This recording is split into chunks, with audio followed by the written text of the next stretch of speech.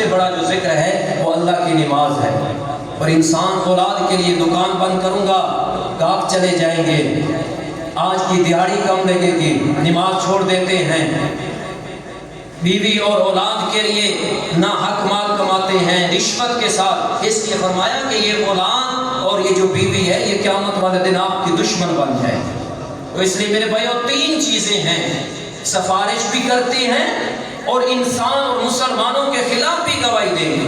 حضور صلی اللہ علیہ وسلم نے فرمایا کہ قیامت کے روز ایک شخص کو فرشتے مار رہے ہوں گے، حضور صلی اللہ علیہ وسلم دوڑیں گے، بھئی یہ میری امت کا شخص ہے، کیوں مار رہے ہو؟ فرشتے کہیں گے کہ جس نے اس کے حق میں گواہی دی ہے، سفارش کی ہے، وہ اللہ کا بڑا مقبول ترین وہ شخص ہے، وہ مقبول ترین اللہ کے ہاں ہے۔ حضور صلی اللہ علیہ وسلم پوچھیں گے بھائی کس نے اس کے خلاف گواہی دی ہے، وہ کون سا ہے؟ تو فرشتے گواہی دیں گے کہ رمضان نے اس کے خلاف گواہی دی ہے اور اللہ تعالیٰ نے اجازت دی ہے کہ اس بندے کو مارے۔ اور حدیث کے الفاظ میں حضور فرمائیں گے کہ رمضان نے جس کے خلاف گواہی دی ہے، میں محمد بھی اس کی سفارش نہیں کرتا۔ تو حضور نے بھی انکار کر دیا، قرآن نے بھی انکار کر دیا، تو مجھے بتائیں، روزے نے بھی انکار کر دیا، تو مجھے بتائیں پھر پیچھے کیا بچے؟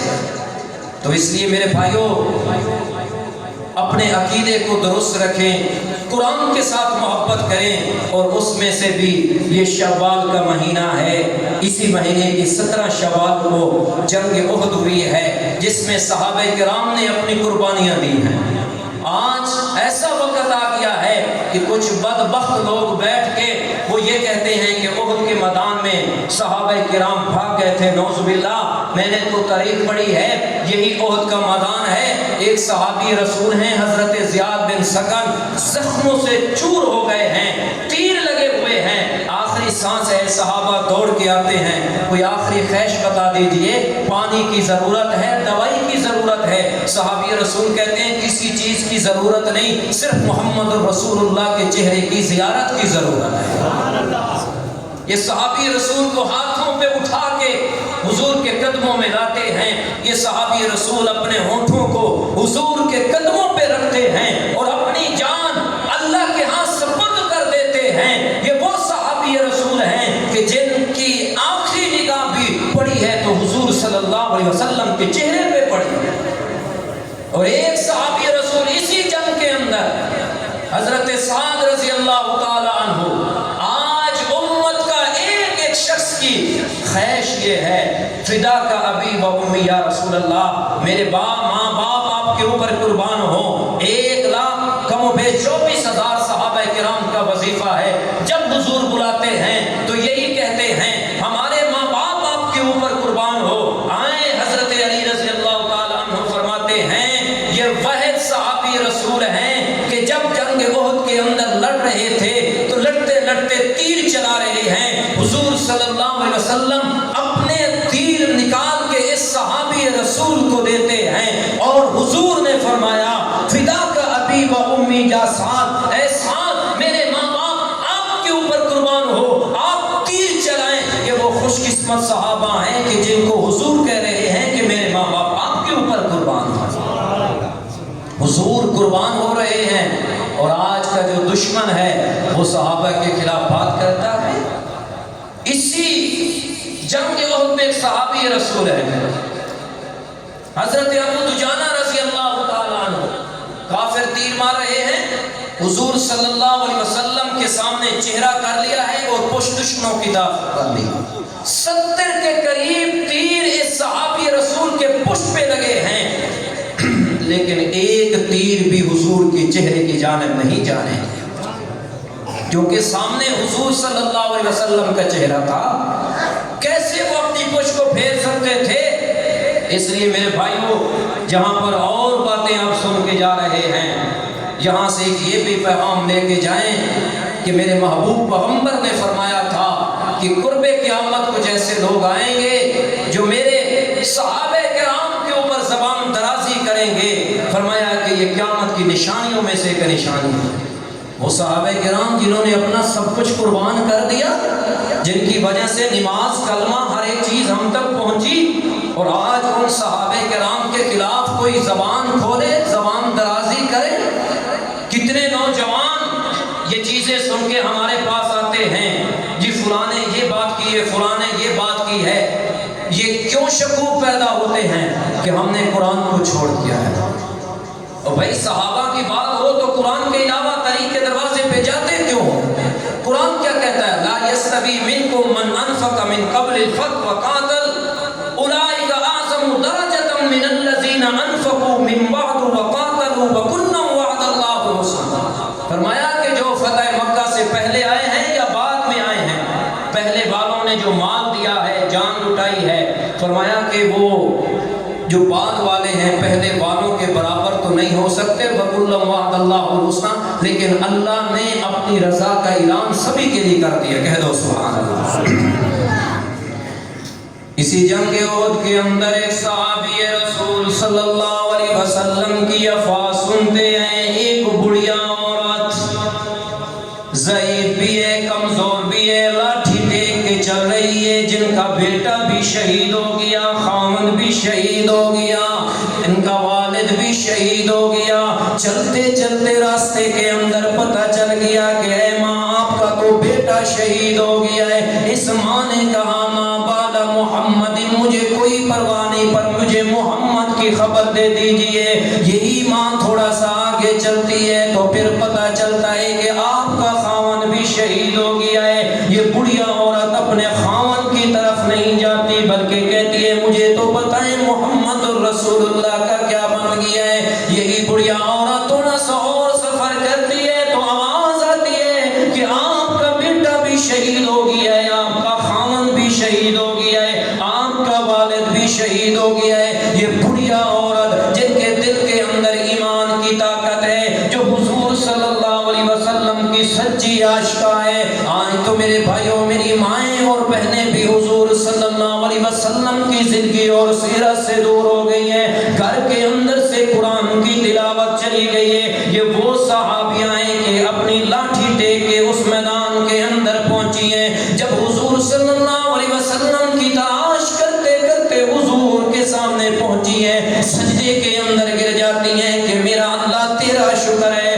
بیٹا شہید ہو گیا کوئی پرواہ نہیں ہے، خاوند شہید ہو گیا کوئی پرواہ نہیں ہے، باپ شہید ہو گیا کوئی پرواہ نہیں ہے، لیکن اگر محمد رسول اللہ باقی ہے تو سارا جہان باقی ہے۔ آؤ حضور کے ساتھ محبت کریں، حضور صلی اللہ علیہ وسلم کی سیرت کو اپنائیں، تو عقیدہ توحید کے اوپر بھی کار بند رہیں، محمد رسول اللہ صلی اللہ علیہ وسلم کو بھی آخری نبی مان جائے، صحابہ کرام کی محبت، اہل بیت کا عشق بھی آپ کے دل کے اندر ہونا چاہیے۔ رب محمد کی قسم ہے، اگر کوئی نمازی ہے تو اپنی نمازی کے اوپر، نماز کے اوپر مان نہ کرے، کوئی حاجی ہے تو اپنے حج کے اوپر تکبر اور غرور نہ کرے، کوئی مجاہد ہے تو اپنے جہاد کے اوپر کوئی تکبر اور غرور نہ کرے۔ مسلک اہل سنت والجماعت کا عقیدہ یہ ہے، نبیوں کے بعد میرے محبوب پیغمبر کی جو جماعت، اس میں سے بھی ادنا صحابی کہ جس نے کوئی نماز نہیں پڑھی، جس نے قرآن کی تلاوت نہیں کی، جس نے کوئی روزہ نہیں رکھا، جس نے کوئی سجدہ نہیں کیا،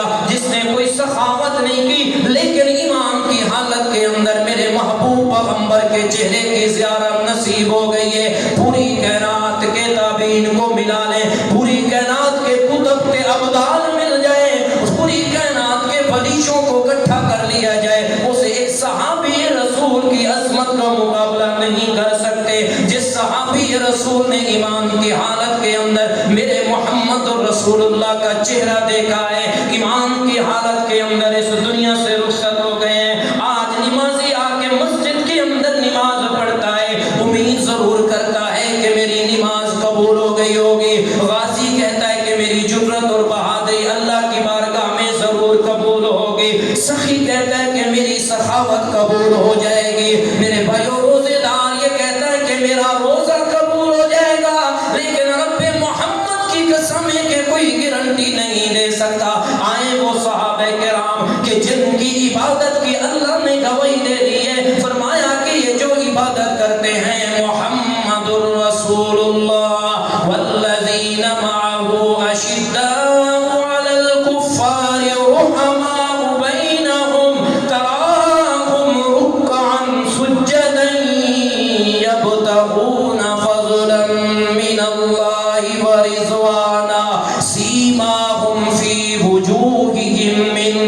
أكثر السجود.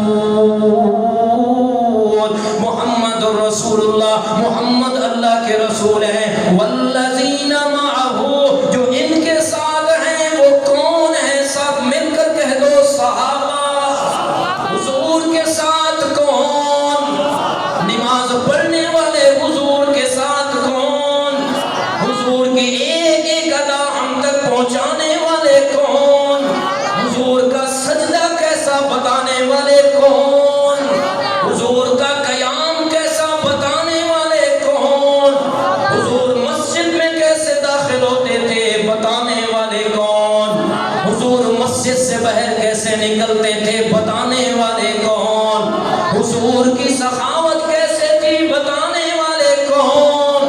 اس طرح نہیں، یہ قرب قیامت کا ٹائم ہے، زبان درازی ہو رہی ہے صحابہ کرام کی. میں پورے یقین کے ساتھ کہتا ہوں یہ مسجد کے چار دیواری در و دیوار بھی قیامت والے دن جس کی آج زبان صحابہ کے بارے میں کھل رہی ہے، صحابہ کا تذکرہ ہو رہا ہے. رب محمد کی قسم ہے اس زمین کا ایک ٹکڑا بھی آپ کی گواہی دے گا. ذرا بلند آواز سے کہہ دو محمد کے شاگرد کون؟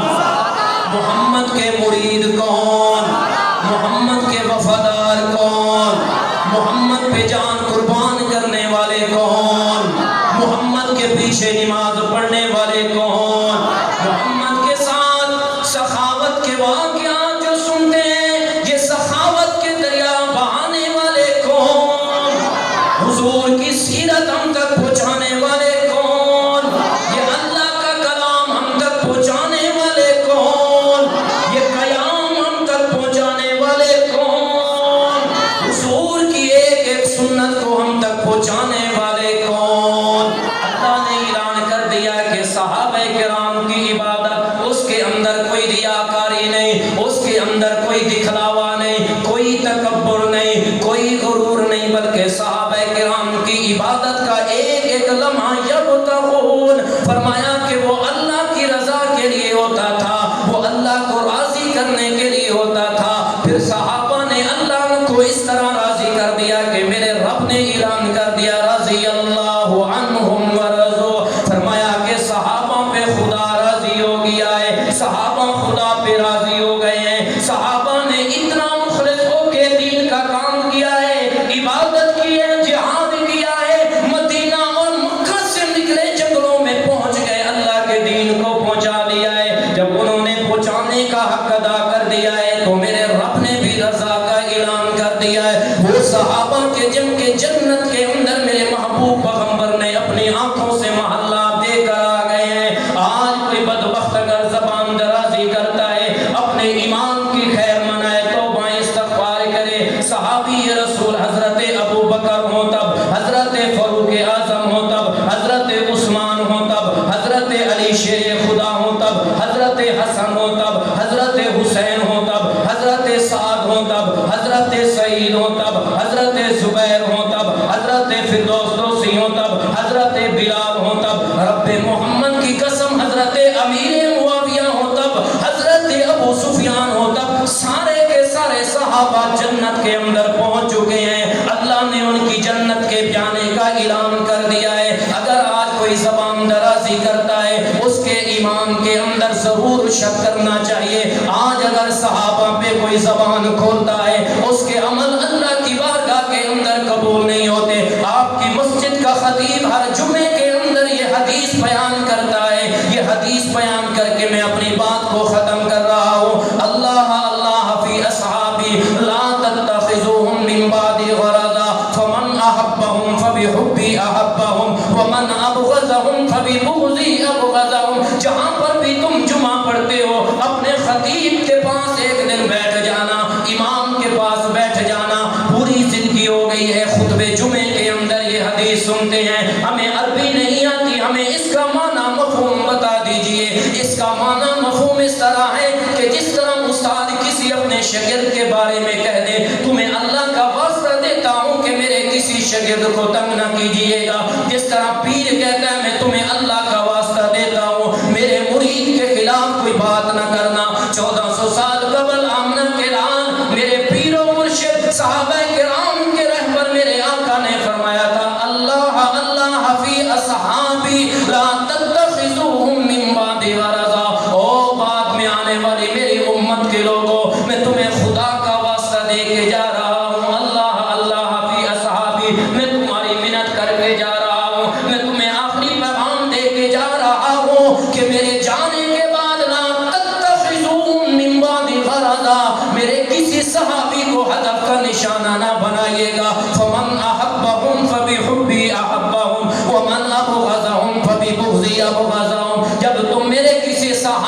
سے تم نفرت کرو گے، یہ صحابی سے نفرت نہیں ہوگی، میں محمد کے ساتھ نفرت ہوگی۔